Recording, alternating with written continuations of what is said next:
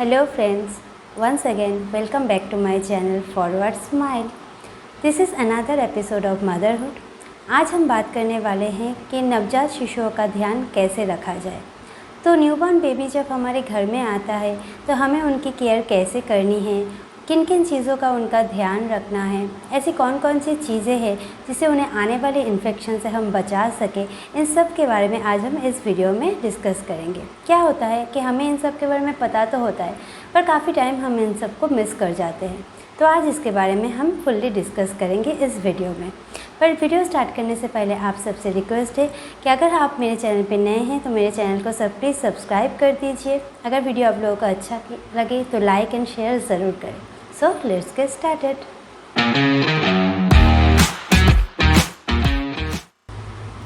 So friends, जैसे हम सबको पता है कि इंडिया में हर रोज़ कई मिलियंस बेबी पैदा होते हैं। तो इस बेबी का जो नॉर्मल वेट है वो माना जाता है कि 2.8 से लेकर 3.2 kg तक। अगर आपका बेबी इस वेट कैटेगरी में आता है तो आपका बेबी एकदम हेल्दी बेबी है। अब आ जाता है बेबी के फीडिंग के बारे में। अगर आपका सिज़ेरियन हुआ है या फिर नॉर्मल डिलीवरी हुआ है, दोनों केस में आप बेबी को 30 मिनट्स के अंदर ही फीड करवा सकते हैं। तो आपके पास आपके बेबी को डॉक्टर या नर्स जब भी लाए, आप तुरंत ही आपके बेबी को फीड करवाना स्टार्ट कर दीजिए। मदर्स को 2 से 3 घंटे के अंदर ही बेबी को फीड करवाना है। अगर आप ब्रेस्ट फीडिंग कर रहे हैं तब भी, अगर आप फार्मूला मिल्क अप्लाई कर रहे हैं तब भी आपको 2 से 3 घंटे के अंदर ही बेबी को फीड करवाना है। क्योंकि क्या होता है, स्टार्टिंग में न्यूबॉर्न बेबी बहुत ही कम मिल्क लेता है, इससे उसका पेट नहीं भरता, तो वो सोता भी उस टाइम ज़्यादा है। तो आपको क्या करना है, आप उसके कान के नीचे या फिर पैर के नीचे थोड़ा सा गुदगुदी कीजिए। इससे क्या होता है, बेबी उठ जाता है और उसे तब आप फीड करवाइए। अगर आप बेबी को सोते ही देंगे तो इससे उसके पेट पे गैस फॉर्म भी हो सकता है। तो आप ध्यान रखिए कि आप 2 से 3 घंटे के अंदर ही बेबी को फीड दे रहे हैं। हम मदर्स को रिक्वेस्ट करते हैं कि आप कोशिश कीजिए, अगर कोई और प्रॉब्लम ना हो तो आप अपने बच्चे को 0 से 6 मंथ तक से ब्रेस्ट फीड ही करवाएं। ब्रेस्ट फीड आपके बच्चे को निमोनिया, डायरिया ऐसी कई सारी बीमारी से प्रोटेक्ट करता है। और जब आप ब्रेस्ट फीड करते हैं तो आपको बच्चे को कुछ और देने की ज़रूरत नहीं है, लाइक पानी हो, ग्राइप वाटर हो, ऐसी कोई भी चीज़ आपको बच्चे को देने की ज़रूरत नहीं है। सिर्फ ब्रेस्ट फीड करवाना ही आपके बच्चे के लिए सफिशिएंट है। और एक चीज़ फीडिंग के बाद आपको ध्यान रखनी है कि हर फीड के बाद आप बच्चे का डकार ज़रूर दिलाएं। डकार देने के लिए आप बच्चे को सीधा करके उसके पेट को आपके शोल्डर के ऊपर रख के आप उसके कमर को थोड़ा सा रब कीजिए, या फिर आप अपने लैप के ऊपर उसको बिठा के उसके बॉडी को थोड़ा सा बेंड करके आप उसके पीठ को थोड़ा सा थपथपाइए। इससे बच्चा डकार ले लेता है। कभी कभार होता है आपको डकार का साउंड ना आए या फिर बच्चा डकार ना ले, तब भी आपको कोशिश करना है हर फीड के बाद 10 से 15 मिनट तक आप बच्चे के पीठ को ज़रूर थपथपाइए या फिर उसके कमर को रब कीजिए। इससे जो होता है उसने जो दूध लिया है वो नीचे चला जाता है। बच्चे को गैस या फिर कोई भी प्रॉब्लम, पेट फाँपना या फिर कोई भी प्रॉब्लम नहीं होता है। तो आप ये चीज़ ध्यान से ज़रूर कीजिए। नेक्स्ट जो पॉइंट है फ्रेंड्स, न्यूबॉर्न बेबीज़ के नहाने को लेकर हमें बिल्कुल रश नहीं करना है। बच्चे का जो अम्बिलिकल कॉर्ड है वो सूख के जब तक ना गिर जाए, हमें बच्चे को सिर्फ स्पॉन्ज बाथ देना है। मतलब 5 से 7 दिनों के अंदर बच्चे का अम्बिलिकल कॉर्ड सूख के गिर जाता है, तब तक आप बच्चे को सिर्फ स्पॉन्ज बाथ दीजिए। नेक्स्ट जो चीज़ हमें ध्यान देना है फ्रेंड्स, वो है न्यूबॉर्न बेबीज़ काफ़ी नाजुक होते हैं, तो उनको उठाने के टाइम हमें हमेशा एक हाथ उनके गर्दन के नीचे और एक हाथ उनके कमर के नीचे डाल के ही उन्हें उठाना चाहिए, क्योंकि उनके गर्दन हमेशा हिलते रहते हैं। तो आप गर्दन के नीचे हाथ दिए बिना न्यूबॉर्न बेबी को कभी मत गोदी में लीजिए, ये चीज़ ज़रूर ध्यान रखें। इसके साथ जिस चीज़ का आपको ध्यान रखना है, अगर आपका जॉइंट फैमिली हो या फिर कोई रिलेटिव आपके घर पे आए और बच्चे को लेना चाहे, तो आप हमेशा ध्यान रखिए कि उनके कपड़े या फिर उनके हाथ हमेशा धुले हुए हो, साफ़ सुथरे हो या फिर सैनिटाइज़ किए गए हो। क्योंकि फ्रेंड्स, हमें याद रखना है कि नवजात शिशुओं का इम्यूनिटी पावर बहुत कम होता है और उनके ऊपर इन्फेक्शंस और बैक्टीरिया जो है बहुत जल्दी काम करते हैं, स्प्रेड हो जाते हैं। तो इसलिए आप हो या फिर कोई भी रिलेटिव्स हो, जब भी बच्चे को ले, उनका कपड़ा, उनका हाथ हमेशा साफ़ सुथरा होना चाहिए। नेक्स्ट जो चीज़ का आपको ध्यान रखना है वो है आपको बच्चे का नींद का बिल्कुल डिस्टर्ब नहीं करना है। आपको याद रखना है कि हर नवजात शिशु 16 से 18 घंटे तक अपना नींद लेता ही है।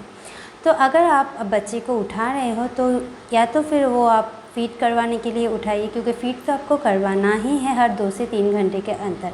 तो आप फ़ीड करवाने के लिए बच्चे को उठाइए, उसको फ़ीडिंग दीजिए, उसके बाद आप बच्चे को फिर से सुला दीजिए। या तो फिर अगर आपको डायपर चेंज करना है तो आप डायपर को चेंज कीजिए, उसको क्लीन कीजिए। उसके बाद अगर वो फिर से सोना चाहे तो आप उसके तुरंत बाद आपको उसको फिर से सोने देना ही है। आपको याद रखना है कि किसी भी तरह आप बच्चे की नींद को डिस्टर्ब मत कीजिए। अगर घर पे आपके जॉइंट फैमिली है, लोग ज़्यादा है, तो आपको घर का एनवायरनमेंट बिल्कुल शांत और अच्छा रखना है ताकि बच्चे की नींद को कोई डिस्टर्ब ना हो। तो ये चीज़ आप ज़रूर ध्यान रखिए। अगली जो चीज़ है वो है नैपीज़ को लेकर। एक तो होता है कॉटन वाले नैपीज़। तो आपको ध्यान रखना है कि कॉटन वाले नैपीज़ अगर आप पहना के रखे हैं तो जब भी वो गीला हो उसके तुरंत बाद ही आप उस नैपीज़ को चेंज कर दीजिए। अगर आप डायपर पहना रहे हो अपने बच्चे को तो आपको हर 3 से 4 घंटे के अंदर डायपर चेंज करना ही है। आप जब भी डायपर को चेंज करें तब आप डायपर को निकाल के उस जगह को अच्छे से क्लीन करके उस पर कोकोनट ऑयल या फिर रैश क्रीम अप्लाई कर दीजिए। उसके बाद आप नेक्स्ट डायपर पहनाइए। एक चीज़ मैं यहाँ पे बता देती हूँ, अगर डायपर पहनाने से आपके बच्चे को रैश हो रहा है तो आप तभी डायपर को बंद कर दीजिए, उस रैश को हील होने दीजिए। उसके बाद कुछ दिन बाद आप डायपर पहनाना स्टार्ट कीजिए। अभी आपको सिर्फ कॉटन के नैपीज़ ही पहनाना है। नेक्स्ट जो चीज़ है, काफ़ी मदर्स को ये लगता है कि बच्चा अच्छी तरह से दूध नहीं ले रहा है, तो इस बारे में आपको ध्यान ये रखना है, आपको देखना है कि बच्चा दिन में 6 से 10 बार यूरिन पास कर रहा है कि नहीं। अगर बच्चा दिन में 6 से 10 बार यूरिन पास करता है उसके मतलब है बच्चा अच्छा दूध ले रहा है, उसका पेट भर रहा है। नेक्स्ट आते जाते हैं उसके पॉटी को लेकर। पॉटी को लेकर जो बात है वो है बच्चा कभी दिन में 10 बार भी पॉटी कर सकता है, कभी पॉटी ना भी कर सकता है। 3 दिन पॉटी ना करे, 5 दिन पॉटी ना करे, इसमें डरने की कोई बात नहीं है। बच्चे के पॉटी को लेकर डरने की कोई ज़रूरत नहीं है। आपको सिर्फ ध्यान देना है बच्चा यूरिन पास कर रहा है कि नहीं। अगर आप सिर्फ ब्रेस्ट फीड कर रहे हो तब आपको पॉटी के ऊपर टेंशन लेने की कोई ज़रूरत नहीं है।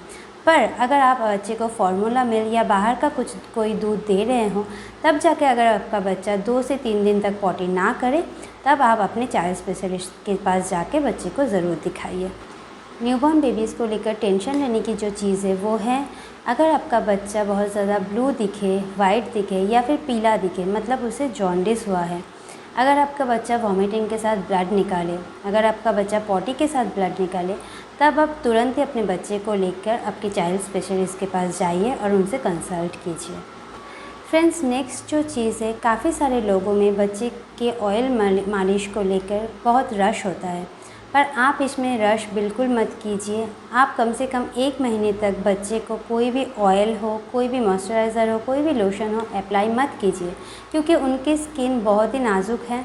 उनके स्किन को इस वेदर के साथ, इस क्लाइमेट के साथ आप एडजस्ट होने दीजिए, उसको इसके साथ सेटल होने दीजिए। उसके बाद 1 महीने जाने के बाद आप ये सारी चीज़ें अप्लाई कीजिए। तो आप इन चीज़ों में बिल्कुल रश मत कीजिए फ्रेंड्स। सो फ्रेंड्स, यही कुछ चीज़ें हैं आपको ध्यान रखना है अगर आपके घर में कोई न्यूबॉर्न बेबी है। तो वीडियो यहीं पर ख़त्म करते हैं। अगर आपको वीडियो अच्छा लगे तो मुझे कमेंट बॉक्स में कमेंट करके ज़रूर बताएं। अगर आपके पास कुछ सजेशन है कि इसके ऊपर मुझे वीडियो बनाना चाहिए तो वो भी आप मुझे कमेंट बॉक्स में कमेंट करके बता सकते हैं। मैं कोशिश करूँगी उसके ऊपर वीडियो बनाने की। तो अभी के लिए tata, bye bye, take care, lots of love, stay safe and wear mask.